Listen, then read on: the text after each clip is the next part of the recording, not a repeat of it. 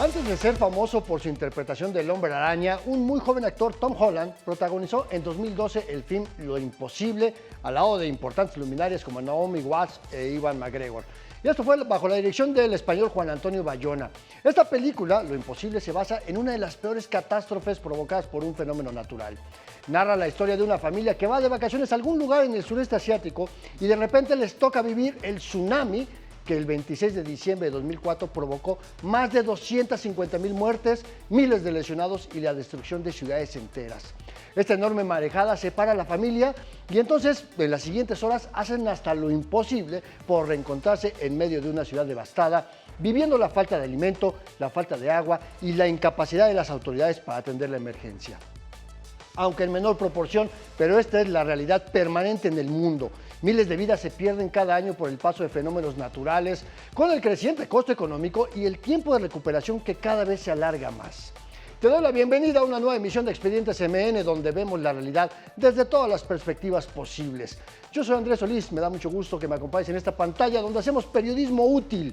Hoy vamos a hablar de lo que queda después del desastre, después del paso de un fenómeno natural, del tamaño del desastre y la responsabilidad de los gobiernos para atender a la población, algo que va más allá de una simple despensa o la reposición de la estufa.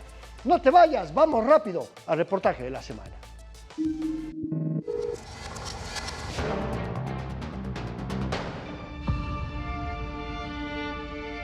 Aquí estaba, era la casa.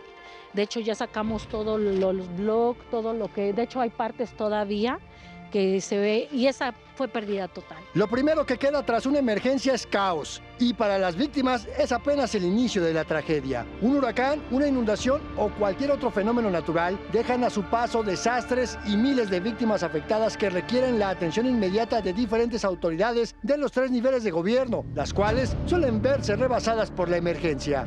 Casas y calles destruidas, infraestructura física y caminos colapsados, millonarias pérdidas materiales, pero ante todo, familias que se quedan prácticamente a la deriva, en la intemperie, sin techo, sin alimentos, sin atención médica y a merced de múltiples riesgos sanitarios. De 2010 a 2024, 8,777 personas perdieron la vida por algún fenómeno natural y miles quedaron en calidad de damnificadas. Esto fue muy rápido, nos agarró el agua desprevenidos, prácticamente perdimos todo. Todo, colchones, la televisión. Bueno, televisión, pues eso no importa, ¿verdad? Refrigerador, estufa, nuestras camas, o sea, todo perdimos y ahorita todavía estamos entre el lodo. Pero al tener este desbordamiento de aguas, pues se mezclan las aguas buenas con las malas, ya todas están contaminadas y justo pues también hay industrias farmacéuticas ahí todo lo químico, los agroquímicos, como bien dices, se contaminan inclusive los cultivos. A nivel federal, varias dependencias intervienen ante una situación de desastre, especialmente la Secretaría de Salud, que debe atender a la población ante heridas y los riesgos sanitarios que pueden durar varios días, semanas e incluso meses después del desastre. Hay cosas todavía muy húmedas y eso favorece el crecimiento de hongos y de ahí vienen también muchas infecciones respiratorias por estos hongos que a los que quedaron expuestos. A esto debe agregarse la atención a la salud mental de las personas afectadas que enfrentan ansiedad, miedo, insomnio y otras alteraciones. Mega Noticias, Andrés Solís.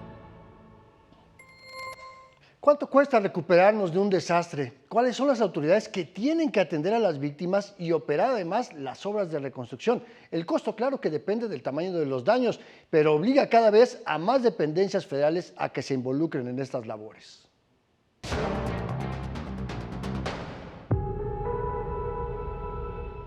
Soltaron las lluvias día y noche durante aproximadamente 3 días y se empezaron a derrumbar los cerros. Además del daño a la población civil, el impacto de fenómenos naturales deja pérdidas millonarias en la infraestructura carretera y en servicios fundamentales como la energía eléctrica, telefonía y distribución de combustibles, lo que dificulta que llegue la ayuda y establecer comunicación con las zonas afectadas.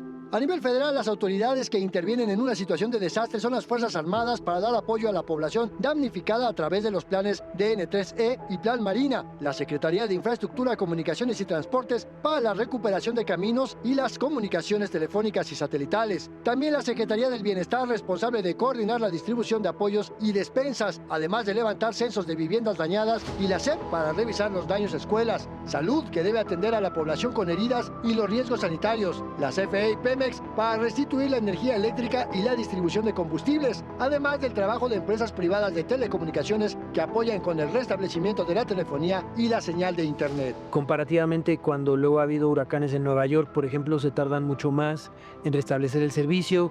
CFE generalmente en 72 horas ya tiene todo bien otra vez. No sé sinceramente si en esta ocasión sea la conjunción de tantos estados y que entonces su personal esté pues agotado y muy dividido, ¿no? O sea, muy repartido, o si ya hable de una disminución de las capacidades. De 2010 a 2024, el costo total de daños provocados por las emergencias ascendió a casi 560,000 millones de pesos. Los huracanes Alex, Carl y Matthew en 2010, Otis en 2023 y los sismos de 2017 han sido los fenómenos más costosos para las finanzas públicas, pero la atención a partir de 2020 ha sido más lenta, luego de la desaparición del Fondo de Desastres Naturales, el FONDEN. Y aunque el gobierno asegura que cuenta con un fondo de aproximadamente 19,000 millones de pesos para atender emergencias, no informa los criterios sobre cómo se administra este fondo.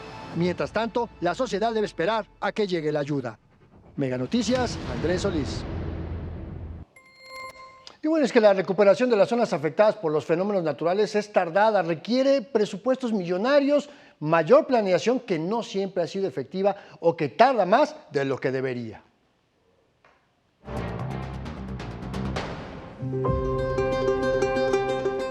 El desastre que dejan los fenómenos naturales va más allá del momento. Se traduce en una serie de obras que requieren inversiones millonarias. Después de los sismos del 7 y 19 de septiembre de 2017, que causaron severos daños en Chiapas, Oaxaca, Ciudad de México, Estado de México, Puebla, Morelos y Tlaxcala, el gobierno federal destinó 33,000 millones de pesos para el Plan Nacional de Reconstrucción. A un año del paso del huracán Otis en Acapulco y Coyuca de Benítez, la inversión fue del orden de 35,000 millones de pesos para obras de reconstrucción de vivienda, hoteles, restaurantes y la infraestructura vial y carretera, así como para rehabilitar la red de energía eléctrica de la CFE, que por sí sola requirió 8,000 millones de pesos. En tanto, tras las intensas lluvias registradas en octubre de 2025, el costo de estas obras de recuperación de carreteras va a tardar todavía en conocerse a detalle. Estuvo día y noche lloviendo y sí se alcanzaban a escuchar los derrumbes. O sea, el sonido de los derrumbes de cuando se tapaban las carreteras. Otras acciones incluyen la atención de miles de personas con apoyos de despensas, medicamentos, enseres domésticos. De las recientes lluvias que afectaron 5 entidades, la Secretaría de Bienestar anunció apoyos por 20,000 pesos para cada familia, aunque no dio a conocer el censo completo. A partir del día miércoles vamos a iniciar la entrega del primer apoyo de 20,000 pesos.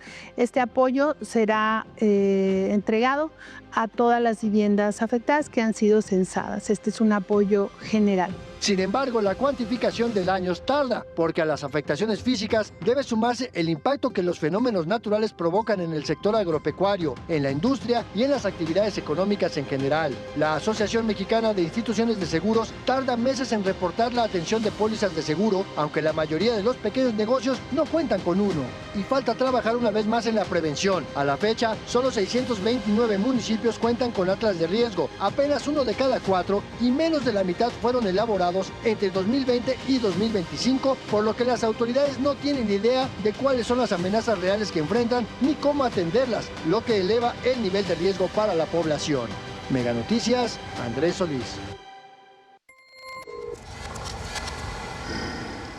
Pues es la humanidad la que ha llegado a poblar zonas donde los fenómenos siempre han ocurrido. Huracanes, tormentas tropicales, terremotos, erupciones volcánicas.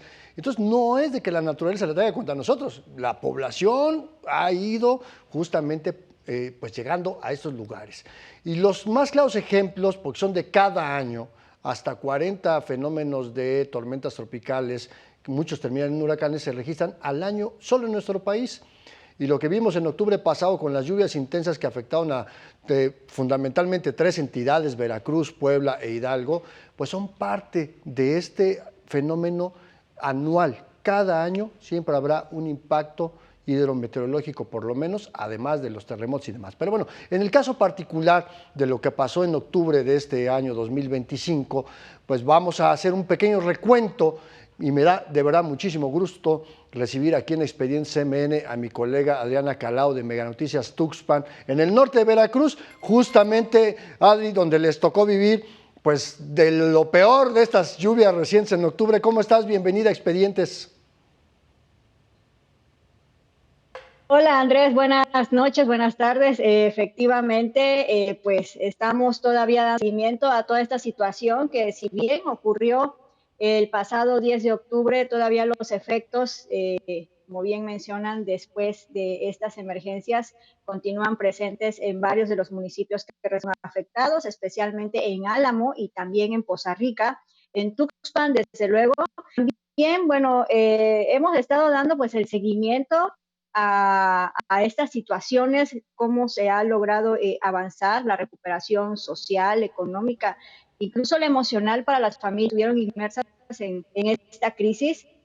También ha sido vasta la información que se ha podido conocer en el marco de estas visitas, tanto a las colonias de la zona urbana, también como a las comunidades que resultaron afectadas, y en donde la población, bueno, ha compartido justo cómo fue la experiencia, pero también cómo se ha logrado avanzar en la medida de lo posible en esta.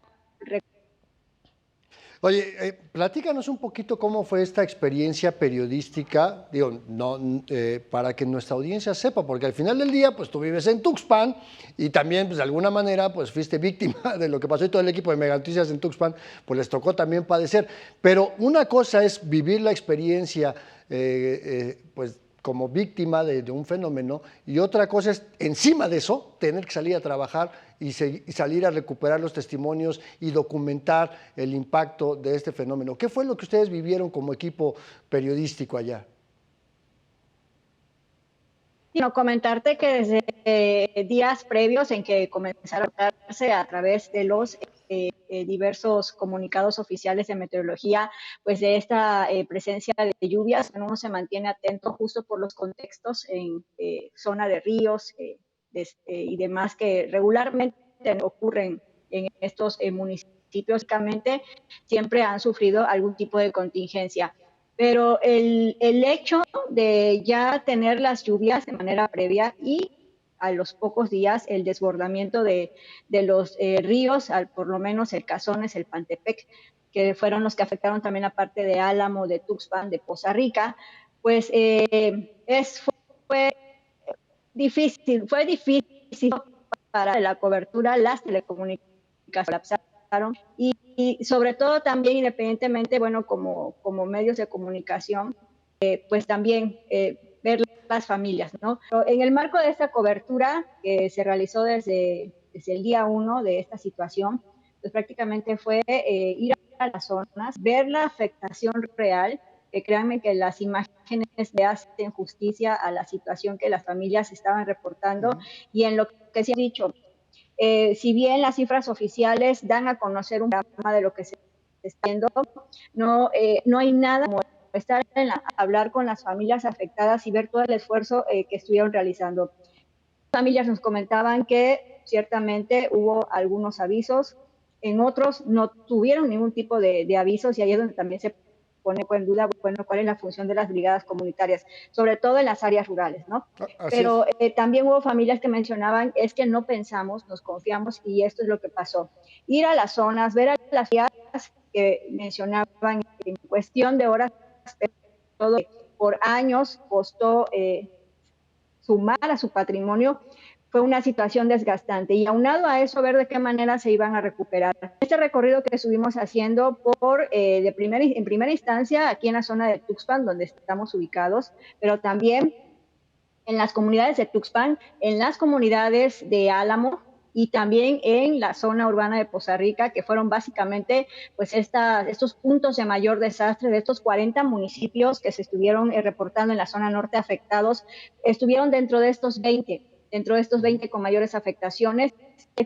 Todas siguen reportando historias, ¿no? De que todavía no se ha logrado salir abajo, pero también estas lluvias, la semana pasada, tan solo el municipio de Poza Rica, de nueva cuenta, se colapsaron por este temor de volverse a inundar. Así es, oye, pero muchas de esas historias que lograron recuperar, teníamos por aquí una que querías presentarnos para nuestra audiencia. Si te parece, la vemos.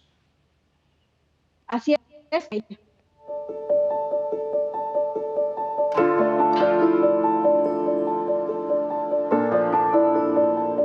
Las lluvias registradas durante la noche del miércoles y madrugada de este jueves avivaron sentimientos de preocupación en los habitantes de las colonias de Poza Rica. Me volví a inundar otra vez, porque como ya fue como a medianoche la lluvia, ya cuando me levanté a las 5 ya estaba toda la casa llena de agua otra vez. Y anoche con la lluvia pues se volvió a meter el agua y el lodo otra vez, allá atrás en el patio. Pues anoche decían que otra vez iba a salir el río, ya estamos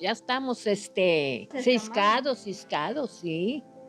Si bien el nivel del río no representaba riesgo inmediato, sí los anegamientos generados por el colapso y asolvamiento de los drenes pluviales, infraestructura que continúa sin funcionar al 100%, a pesar de los trabajos sobre presión que se observan en algunas zonas entre backdoors, retroexcavadoras y volquetes. Ya estuvo el backdoor en la mañana, desasolvando no el drenaje, pero sí la alcantarilla, y sacaron todo el lodo que nos corresponde de la parte de enfrente.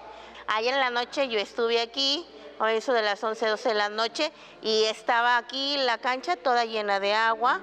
Aunado a que los drenajes pluviales están saturados de sedimentos, la basura acumulada es un factor que se suma a las obstrucciones. Ya de como 2, 3 semanas y ya se ha reportado y no han venido. Pasa el camión de la basura, el recolector de la basura, pero no se la lleva porque es lodo y es otras cosas más que están ahí. No están desasolvados al 100% los drenajes, tampoco tenemos el foco de infección, que tenemos un montón de basura afuera. A más de un mes de la contingencia, los servicios aún no se han restablecido completamente.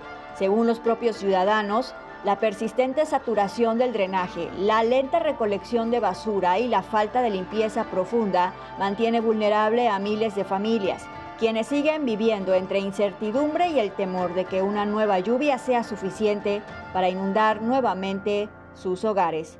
Para Mega Noticias, Adriana Calao. Bueno, y prácticamente una de las recientes historias en este seguimiento que se continúa dando a las zonas afectadas, esto fue la semana pasada allá en el municipio de Poza Rica, en donde, bueno, como pudimos escuchar, la ciudadanía todavía se encuentra en alerta ante la situación, y desde luego que de manera general esta emergencia dejó al descubierto muchas situaciones, desde el tema de los perfiles a cargo de las áreas, a cargo de la toma de decisiones. Tienen que ser perfiles capacitados.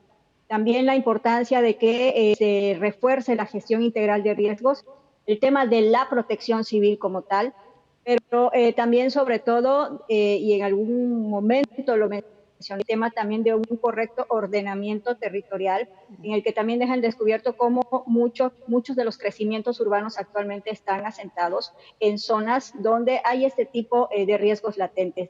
Es un sinfín de situaciones en el que lamentablemente cuando ya sucede se trata de atender, pero se pueden prevenir. Ciertamente los fenómenos meteorológicos no se pueden evitar, pero sí se puede tal vez aminorar el impacto que pueda tener. Y desafortunadamente en la zona norte de Veracruz, pues nos quedó claro que la naturaleza, es impredecible, los estragos que puede ocasionar, y ante todo, bueno, que también debemos de prevenir, pero también en su momento quiénes son las autoridades encargadas de dar el seguimiento a todas estas situaciones, y más allá de la política se debe de anteponer justo el bienestar de la ciudadanía. Así es. Adriana Calao de Mega Noticias Tuxpan, al norte de Veracruz. Qué gusto saludarte, qué gusto verte, y muchas gracias por acompañarnos aquí en Expedientes, que seguro será la primera de próximas conversaciones. No, al contrario a ti, Andrés, muchísimas gracias por la invitación, y bueno, continuamos en este tema informativo. Así es, y bueno, y ya que estamos hablando de Veracruz y parte de las historias que recuperó Adriana con todo el equipo de Meganoticias en Tuxpan, pues fueron historias ahí, en estas de las zonas más afectadas, como la historia de este señor que se dedica a la chatarra y que también le fue como en feria.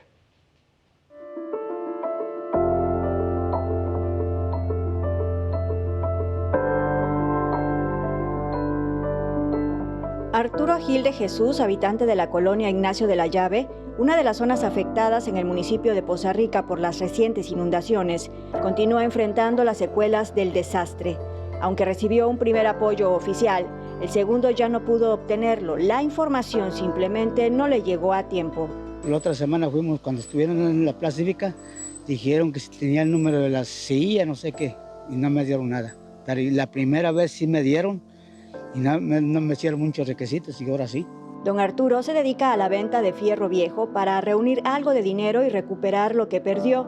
Sin embargo, incluso las chatarreras de la zona también fueron golpeadas por el agua, lo que redujo sus ingresos y lo obligó a improvisar trabajos para sostenerse. Como las chatarreras también deshació todo y no me compraban. Entonces yo salía así a ver qué trabajito hacía y ya me sacaba para comer, porque el agua me dejó todo bien. Hoy, entre montones de basura y escombros, recoge lo que puede: pedazos de metal, objetos que otros desechan, pero que para él representan la posibilidad de un día menos difícil. Sartenes de aluminio es lo que ando juntando. Es para sacar para comer, porque todos perdimos allá en el Ignacio de la Llave. Yo me gano 200, 150, según lo que lleve ahí. Y bajó bastante el fierro también. Está bien barato. Aún así, don Arturo no se rinde y continúa reconstruyendo su vida, pieza por pieza, igual que los objetos que rescata entre los restos de la inundación. Para Meganoticias, Adriana Calao.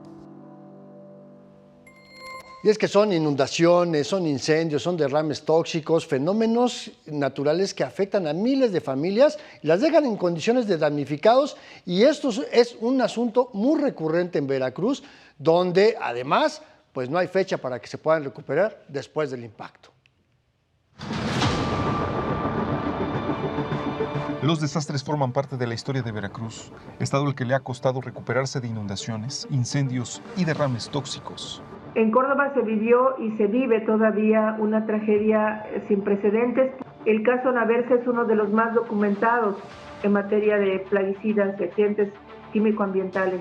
Los huracanes y tormentas tropicales destacan entre los desastres que más daños y pérdidas humanas han provocado en la entidad. Tan solo entre Stan y Carl, las inundaciones dejaron más de 1 millón de damnificados. Aquí pasaban las lanchas, todo eso se convirtió como en un pequeño mar. Yo en realidad jamás imaginé pasar por algo de ese tamaño. Comunidades enteras han tardado años en recuperarse de los derrames de hidrocarburos. Municipios como Tuxpan, Poza Rica, Coatzacoalcos, Tierra Blanca y Sayula de Alemán han sido los más afectados. Es una problemática constante, tal y como sucedió hace apenas unas semanas en la región norte del estado, recién afectada por las inundaciones. Todo esto está afectando a varias comunidades y al municipio de Tuxpan, no nada más aquí a kilómetros del municipio de Álamo. La inundación que acabó con todo el municipio, y ahora viene la situación de hidrocarburo, pues ¿a dónde vamos a dar? Los incendios forestales son otro tipo de desastres que han dejado daños ecológicos irreversibles.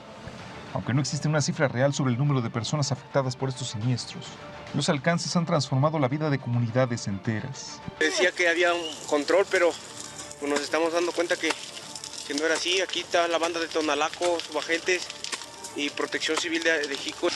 No, esto no es control, vaya. Quien reportó ayer control, esto no es control. Ya sean provocados o generados por la naturaleza, los desastres hacen que en promedio una familia tarde hasta 3 años en recuperar su nivel de vida. Elías Durán, Meganoticias. Y cuando la realidad supera la ficción, pero sobre todo la declaración pública, estos son los cuentos 50. Y vámonos rápidamente al número 1. Tras el desastre que dejaron las lluvias en octubre de 2025 en Veracruz, Hidalgo y Puebla, la presidenta dijo que había recursos suficientes, que había lana para atender a las poblaciones afectadas. 19,000 millones de pesos. Eso dijo la presidenta. Bueno, pues ¿qué crees? Que aquí hay dos problemas. El primero es que hay que recordar que el mismo partido que hoy gobierna desapareció el fondo de desastres, que llegó a tener una bolsa de casi 50,000 millones de pesos, 150 más que lo que presume la presidenta. El otro problema es que no sabemos dónde está esa lana, no sabemos si depende de la Secretaría de Hacienda o está repartida en diferentes dependencias. El presupuesto de egresos de la Federación simplemente no muestra una partida específica para la atención de emergencias. Bueno, cuentos 50 número 2. La presidenta dijo que hay 19,000 millones de pesos para las emergencias y que es un presupuesto etiquetado. Eso dice la presidenta. Bueno, pues ¿qué crees? Que este fondo es insuficiente si consideramos el costo acumulado del impacto de los desastres de 2010 a 2024, que fue de casi 560,000 millones de pesos, un promedio de 37,290 cada año. Solo el costo de los terremotos de 2017 y del paso del huracán Otis en Acapulco en 2023, esos dos fenómenos juntos, le costaron al país 188,000 millones de pesos. ¿Para qué nos alcanzan 19,000 millones? Pues para nada. Bueno, más adelante vamos a regresar con más historias de cuentos 50. Mientras tanto, vamos rápidamente a un corte, pero no le cambies, quédate aquí conmigo en Expediente CMN a través de Mega Noticias.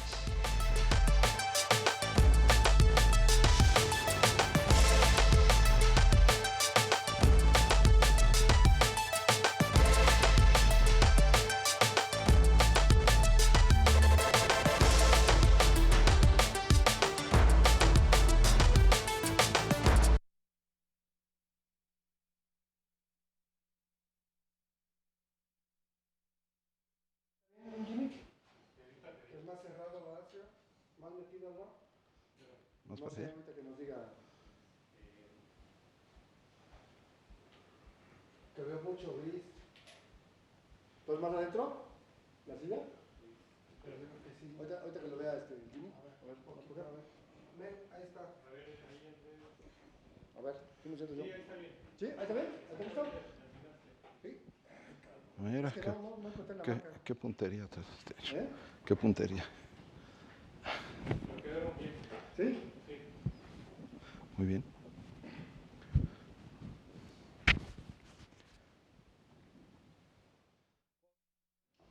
El tema. Bien, bien. Así más o menos lo... Estoy dispuesto a que... La diferencia de que como no es un noticiario...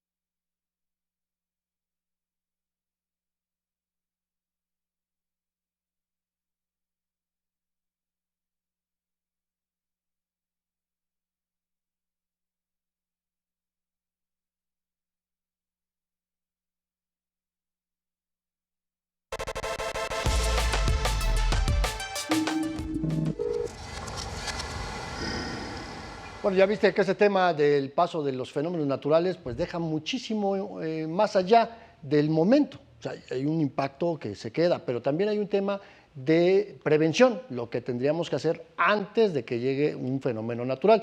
Y para platicar sobre este tema le doy la bienvenida y le agradezco muchísimo estos minutos para Mega Noticias a José Luis Hernández de ESA, director de Ciencias de la Tierra de la Sociedad Mexicana de Geografía y Estadística. Mi querido José Luis, qué gusto saludarte. Bienvenido a Expedientes. Gracias. No, hombre, a ver, estamos platicando este tema de lo que queda después del desastre, pero tiene que haber un antes, ¿no? ¿Qué es lo que no estamos haciendo en materia de prevención, en materia de protección civil? Bueno, yo creo que la política pública en materia de gestión de riesgos y protección civil en el país no ha sido lo totalmente eficiente que hemos pensado que debía ser. Tal vez tal vez podríamos achacarlo a que cada cambio sexenal trae una política y un modo de pensar diferente. Entonces eso afecta. No tenemos una ley federal de gestión de riesgos y protección civil, es una ley general. Esto es como si cada quien quiere adoptarla o no la quiere adoptar. Así es. Entonces, la federal implica esa aplicación de los recursos de las que se habla tanto, que si el Fonden, que si el Fopreden y todo eso, o el dinero que actualmente se supone que debe haber, y esa ley federal implicaría el dar ese giro de 180 grados y voltear a ver qué es lo que hemos hecho en el pasado, para poder prevenir el futuro. Pero en términos prácticos va más allá de contar con presupuestos o con una ley, ¿no? También tiene que haber política pública, estrategias de acción y personal capacitado en la materia. Esa es una realidad aplastante. Si nosotros volteamos al primer respondiente, que es el municipio, vemos con mucha pena, y lo digo sin ninguna presión, con mucha pena que hay una falta de capacitación. No hay profesionalización de aquellos que son responsables de gestionar la prevención y gestionar la emergencia y gestionar la recuperación, porque no saben. Y esto es, yo le llamo a veces inocente ignorancia, porque entonces se es inocente y se es ignorante, es la fórmula perfecta para no poder reaccionar, para no poder hacer bien las cosas antes, durante la emergencia y después. Sobre todo que vemos que la emergencia se va transformando con el tiempo, es lo que se conoce como metaemergencia. Eso, si no se sabe cómo entrarle a ese tipo de eventos, pues estamos condenados al fracaso. Lo hemos visto últimamente. Ahora, en materia de qué tenemos que hacer antes, pues hay que hacer un diagnóstico adecuado por regiones, en cada parte, en cada rincón del país, en cada municipio. Por ahí hubo una entidad que decía que había municipios que no era necesario hacer atlas de riesgos porque no eran susceptibles de ello. Y eso es una aberración. Por pequeño que sea el municipio, siempre habrá algo que afecte. ¿Por qué? Porque el desarrollo urbano ha sido muy disparejo en todo el país. Si lo hemos tenido en las grandes ciudades, ¿qué podemos esperar en el campo que constantemente se va transformando? Tenemos municipios conurbados a la Ciudad de México, al norte de la Ciudad de México, en el Estado de México, que han crecido de una manera increíble y ahora son afectados por eso. Y que además no hablamos de que solamente puedan ser huracanes, ¿no? O sea, hay zonas sísmicas, hay zonas de erupción volcánica, hay zonas donde hay pues sequías. Pero también hablamos de los fenómenos antropomórficos, ¿no? De los antropocéntricos, ¿no? Sí. O sea, lo que vimos de la pipa en Iztapalapa en septiembre, claro, puede pasar en cualquier parte del mundo. En cualquier parte. Pero estamos hablando, José Luis, de que solamente 600 municipios de 2.000, casi 2.500 tienen atlas de riesgo. Y me vas a disculpar, te voy a corregir. Dicen que tienen el atlas de riesgos, porque el atlas de riesgos no es una carpeta de mapas. Eso lo teníamos los niños de mi edad, que nos regalaban un atlas para ver los mapas, cómo estaba conformado el mundo, el país, etcétera. Pero eso no es. Un atlas de riesgos es un instrumento de trabajo para el gobierno y para la sociedad. Y eso debe estar disponible en tu celular, en tu tablet, en lo que tengas a la mano, para saber incluso como ciudadano en qué riesgos vives, claro, a qué estás expuesto, si eres vulnerable o no. Hay muy pocos ejemplos de atlas de riesgos en este país. Y tengo que decirlo que el atlas de riesgos mejor operado y mejor construido es el de la Ciudad de México, porque entramos ahí en la paginita y nos dice con un muy buen nivel de precisión en qué estamos o a qué estamos expuestos. Pero eso quisiéramos extrapolarlo a los demás municipios, a todos los 2.000 que dices, y resulta que no tienen ni cómo hacerlo, porque no saben ni cómo pedirlo.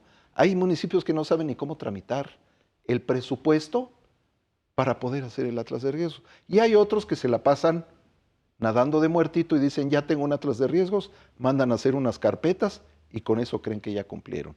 Pero es letra muerta. Entonces eso es lo primero, el diagnóstico, y el diagnóstico se hace a través del atlas de riesgos. No lo que ocurre hace un mes, el atlas de riesgos evoluciona día con día. Entonces, sí estamos expuestos a cualquiera de los 5 fenómenos que se conocen más importantes. El geológico, el que más nos pega en este país es el sísmico. El hidrometeorológico, ya vaya, lo hemos sufrido todos, sin excepción.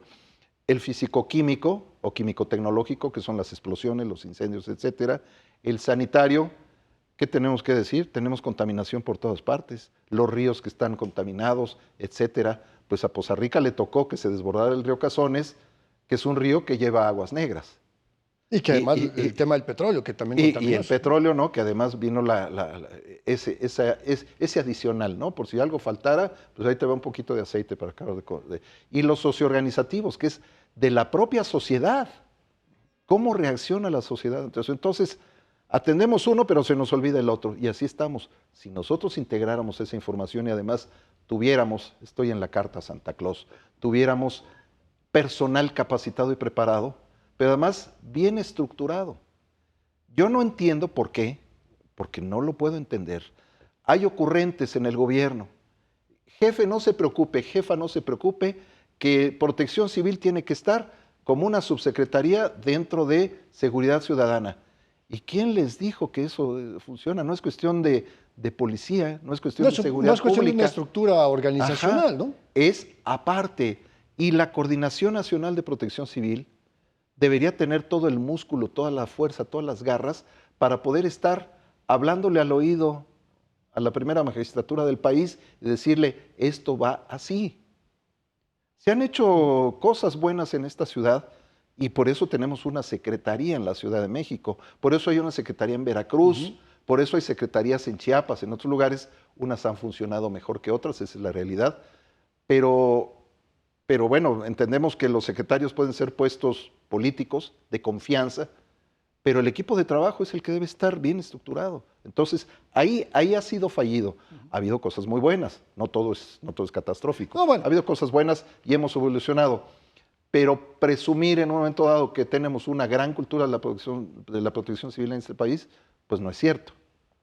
Claro, pero a ver, es que hay que decirlo, José Luis Hernández de Esa es, además de científico, una persona capacitada y entrenada en temas de protección civil. Decías, tú has cruzado las dos líneas, ¿no? Desde la ciencia, la geofísica y demás, con la técnica y el entrenamiento en protección civil. Has dado curso en esta materia, por eso lo quisimos invitar, porque aquí platicamos con... Tuve la oportunidad de ser funcionario en un momento dado, y esa fue mi intención. A ver, vamos a ver cómo es de aquel lado.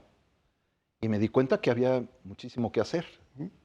Pero el problema también está en que si metemos la protección civil como un instrumento político, la ensuciamos. No, y es que además también hay un tema de jerarquías, ¿no? O sea, ¿por qué yo, secretario de la Defensa Nacional, le voy a hacer caso a alguien de protección civil? Yo sé cómo... No, ese es uno de los grandes problemas. Entonces, por eso, la atención a las emergencias se ve interrumpida, porque el director de la CFE no le va a hacer caso al de protección civil, porque así, ¿no? O sea, podemos hacer la lista de que se creen intocables y si no me lo ordena mi presidenta en este caso, entonces no hacemos nada. Y aquí también, José Luis, tiene mucho que ver la participación ciudadana, lo que hacemos y sobre todo lo que dejamos de hacer. Esa es la otra parte, probablemente la más importante, porque si los ciudadanos no sabemos de qué se trata, no vamos a poder exigir que nuestros gobiernos y el resto de la sociedad cumplan con lo que hay que hacer, porque la protección civil, voy a hacer un recuerdo de la palabra, de ese eslogan que utilizó una gran amiga, la protección civil somos todos. Y es una realidad. Si estamos viendo que nuestros niños están recibiendo buena capacitación desde el kinder, la primaria, la secundaria, ¿por qué no le hacemos caso a nuestros hijos? Ah, no, es que a mí me dijeron que yo para cubrirme de un sismo tengo que pararme abajo de la puerta. Y el niño está diciendo, no, mira, tenemos que hacerlo aquí porque en la escuela me lo dijeron así. Entonces traemos una reticencia al cambio que es interesante. Los medios de difusión deben tener más tiempo aplicado a estos temas, porque somos un país muy vulnerable en algunas áreas del territorio. Tenemos territorios que son muy complejos. Entonces necesitamos ya ciudadanizar la gestión de riesgos y la protección civil. Pero necesitamos desde hace muchos años. Ahí van en algunas regiones, no todo es tan malo, también hay cosas buenas, pero falta muchísimo por hacer. Para nuestra buena fortuna, muchos de los cuadros de la protección civil en algunas entidades se están profesionalizando. Ya son licenciados en protección civil, tienen maestrías o doctorados y se tienen que enfrentar a la práctica. A lo mejor la curva de aprendizaje es un poco más rápida, pero ya traen esa preparación. No, bueno, antes ni siquiera existía como licenciatura. No existía, no existía. Pero bueno, mucho que platicar, José Luis, pero ya sabes que el tiempo en televisión es muy ingrato. Pero no te vayas, dame oportunidad y hacemos una última batería de preguntas, si te parece. ¿Cómo no? Bien, vamos rápidamente a De Bote Pronto. Te platico, la dinámica de esto es muy sencilla. Yo te voy a plantear una idea y para que tú me la puedas resumir en una sola palabra, es como jugar al diccionario invertido, ¿te parece? Vamos a ver, vamos a la pregunta número 1. Afirmación de que México cuenta con una cultura de la protección civil. Nada es verdad, nada es mentira. Todo depende del cristal con el que se mire. Exacto, muy bien. Vamos a la pregunta número 2. ¿Cómo llamamos esa acción de dejar para después la obligación de contar con atlas y planes de riesgo? Desidia, Desidia. falta de voluntad política. El mexicanísimo de la desidia, ¿no? Vamos a dejar para después. Bueno, vamos a la número 3. Reacción oficial de minimizar el impacto de un fenómeno antes de tener información sobre la situación real. No ser verdadero. No ser verdadero. Muy bien, vamos a la número 4. Práctica común de la sociedad de responsabilizar solo a las autoridades sobre la prevención de emergencias. Es la falta de conciencia como ciudadanos. Falta de conciencia. José Luis Hernández de Esa, qué placer platicar contigo. Muchas gracias por acompañarnos aquí en Expedientes. Yo espero que sea la primera de muchas conversaciones. Así es, a la orden. Muchas gracias y yo te pido que no te vayas. Vamos a ir rápidamente a un corte. Seguimos aquí en Expedientes MN a través de la señal de Mega Noticias.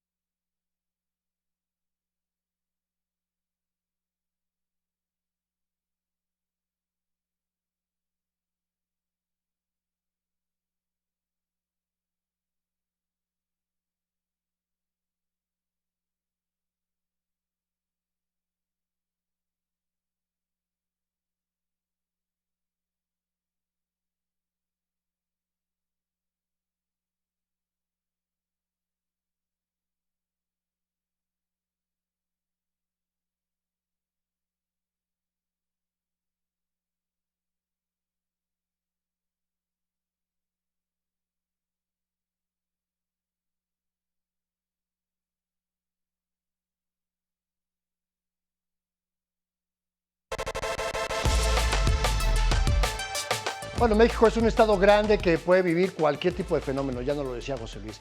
Y por eso, como siempre, hacemos un rápido recorrido por algunos lugares que enfrentan diferentes tipos de fenómenos, como Zacatecas, que prácticamente vive todos los años sequías larguísimas. Los incendios forestales que este año arrasaron miles de hectáreas en Zacatecas dejaron una huella que supera con creces la capacidad de respuesta institucional. Pese a los esfuerzos para controlarlos, la restauración ha quedado pendiente. Sí, en las tomas de decisiones están todos, pero en la acción hay muy poca participación. Inclusive quienes más deberían de tomar acción son quienes menos. De acuerdo con la Comisión Nacional Forestal, en 2025 se han registrado 109 incendios forestales que consumieron más de 31.500 hectáreas, casi el doble de la superficie afectada el año anterior, cuando se contabilizaron 49 siniestros y 16.639 hectáreas dañadas. La Coordinación Estatal de Protección Civil reportó la atención de 140 incendios hasta mayo, con 39.073 hectáreas afectadas. Estas incluyen además incendios a matorral y pastizales. Mayo fue el mes con más hectáreas hectáreas afectadas, derivado del incendio registrado en Tepechitlán, pero también se tuvo incendios de gran magnitud en Aposol, Juchipila y Betagrande. Este año se presentó del lado de Tlaltenango un incendio forestal que se tardó aproximadamente un mes en controlarse. Ese fue uno de los más fuertes, pero también tuvimos aquí en la zona de lo que es el Ecoparque, Betagrande, Morelos, Guadalupe, Zacatecas, esa área. También tuvimos incendios fuertes y algunos municipios pegados a Tlaltenango, García de la Cadena, de parte sur del estado hubo incendios de gran magnitud. Aunque la naturaleza logra recuperarse tras los incendios, la norma oficial mexicana establece acciones que deben implementarse tanto por el estado como por los municipios, tales como brechas cortafuego, quemas controladas y cercos perimetrales. Acciones que, aunque no impiden que se repitan los incendios, sí hacen que no tengan la misma magnitud. Sin embargo, no siempre se cumplen. Al bajarse la información a estos órganos, tanto estatal como municipal, no hacen las acciones que les compete a ellos. El 90% de los incendios registrados han sido provocados, afectando ecosistemas que algunas veces no se pueden recuperar. Hay daño más que nada en la flora y la fauna, pero no se recupera de inmediato. En Zacatecas, los principales desastres naturales están relacionados con los incendios y la sequía. Ante la falta de personal y recursos en las instituciones oficiales, la sociedad civil ha asumido un papel clave al impulsar acciones de prevención y remediación. Para Mega Noticias, César Horta. Ya viste, no todos son huracanes, pero bueno, donde hay fenómenos también es en el sur de Sonora, donde la ayuda no siempre llega. Existe un dicho que dice, después de la tempestad viene la calma. Sin embargo, este no aplica del todo para familias del sur de Sonora, principalmente para quienes sufrieron los efectos del huracán Lorena en septiembre pasado. Para ellos, la recuperación aún se ve muy lejana. El dato oficial presentado por las autoridades es que en Sonora se registraron por lo menos 545 viviendas afectadas, daños estructurales, colapsos e inundaciones, aunque la realidad fue otra, más de 1000 familias denunciando daños. Pero no solo eso, 3 personas perdieron la vida tras el colapso de sus viviendas. En Benito Juárez, El Chojó, Navojoa, Guatabampo y Álamos se tuvo el mayor impacto. Pero, ¿qué ha pasado tras el desastre? En la comunidad de Bacapaco, en Guatabampo, vive don Jaime. Le prometieron apoyos tras la tragedia, reparaciones en su casa y ayuda económica para poderse recuperar. Actualmente su hogar presenta daño estructural. Tuvo que endeudarse para abrir otra vez su tienda.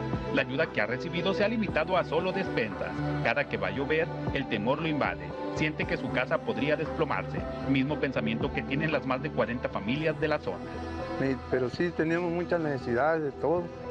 De las casas que quedaron dañadas, las que tuvieron más para allá para abajo, se dañaron mucho y necesitamos el apoyo del gobierno, de que dependa. Pues. Duramos 10 días en el agua, 10 días sin luz eléctrica. Aunque el gobierno ha señalado preocupación y empatía hacia las víctimas, los trabajos se han enfocado a censos de vivienda. No se han anunciado inversiones ni el destino total de apoyos para los afectados, en el que actualmente se habla de cientos de víctimas. Recordemos que a nivel nacional, el Fondo de Desastres Naturales, FONDEN, desapareció desde 2020. Por décadas representó una contribución para la atención de emergencias y reconstrucción de infraestructuras dañadas, que hoy no se tiene. Pues está angustiada más que nada, o sea, pues viendo los daños. Desgraciadamente son familias que viven del trabajo del campo. No solo eso, se necesitan inversiones para evitar futuras tragedias. Especialistas han considerado que adicional a los desastres naturales, la infraestructura pública dentro de las mismas ciudades atenta tanto o más como lo hace un riesgo de inundación por lluvias.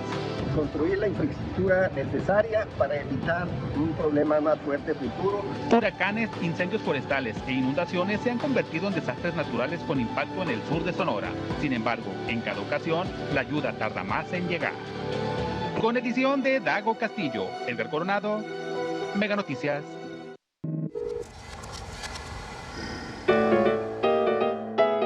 Cuando una imagen dice más que 1000 palabras, el cartón de la semana. Aquí estamos viendo el de Saúl Herrera Cucho Monero. Pues usted recordará muy bien esta imagen de la presidenta en Veracruz pidiéndole a la gente que se callara en lugar de atender la emergencia. Un abrazo, mi querido Cucho, que no nos pudo acompañar hoy porque pues anda en la fila ahí en la Feria del Libro de Guadalajara, pero nos compartió su cartón sobre esta situación de lo que pasa después del desastre y la falta de atención institucional.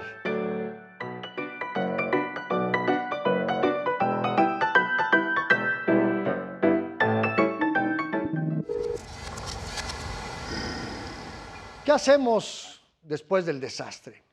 deslaves, inundaciones, erupciones volcánicas, terremotos, huracanes y un largo etcétera que ya hemos platicado a lo largo de esta emisión.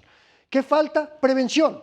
No hay atlas de riesgo, solo 600 municipios lo tienen, de los que lo tienen no necesariamente está actualizado, no hay presupuesto suficiente, no existe una cultura de la protección civil, no hay estructuras institucionales, no hay coordinación, no hay entrenamiento. Bueno, hay muchos municipios que ni siquiera tienen una dirección de protección civil. Y la otra es que la sociedad tampoco hacemos lo suficiente para prevenirnos.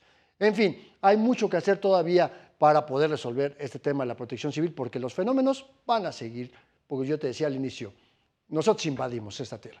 Hasta aquí llegamos con esta emisión de Expedientes MN. Te agradezco como siempre que me hayas acompañado. Yo soy Andrés Solís, gracias Héctor Jiménez, a todo el equipo de producción. Quédate en la señal de Mega Noticias, yo te espero en una siguiente emisión de Expedientes, aquí en Mega Noticias.